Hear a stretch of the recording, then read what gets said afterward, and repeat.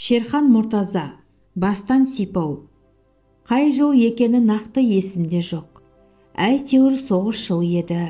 Мектеп балаларын бидайдың арасындағы арам шөпті отауға алып келген. Бастығымыз Қайрақбай дейтін дел құлылау шал кісі. Бізге өзінше командир болады. Айт дуа, жайратындар жауды деп бұйрық береді. Бидайдың арасында өскен мияны, кекірені отай бастаймыз.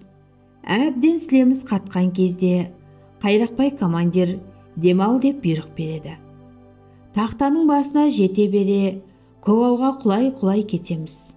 Бір кезде қасымызға әңгесек мінген, жаздың күні басына ескі тұмақты баса киген бурыл сақалды бір кісі келді.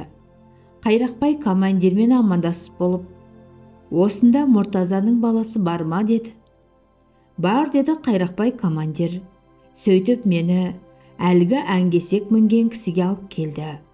Қара торы, жүзін әжім басқан, оң көзінің алдында бұршақтай қалы бар қартаң кісі мені құшақтай алып басымнан сипалай берді де: «О жетімек, жетімек, әлі-ақ сен де жетілерсің, аман бол, есіл ердің тұяғы, о жетімек, жетімек жетілерсің» деп есегіне мініп, көзінің жасын жеңімен сүртіп, Шанышқылы ауылына қарай кете барды.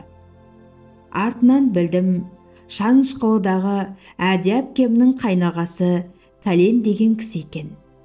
Шашымнан сипағаны есіме түссе, әлі күнге дейін елжіреп жылағым келеді. Шала құрсақ жарым көңіл жетімге басыңнан сипаудың өзі де үлкен бақыт, бір кем дүние. Каналым ұнаса, лайк басып, пікір жазып, қолдап отырыңыздар. Бұдан да қызықты әңгімелерді айтатын боламын.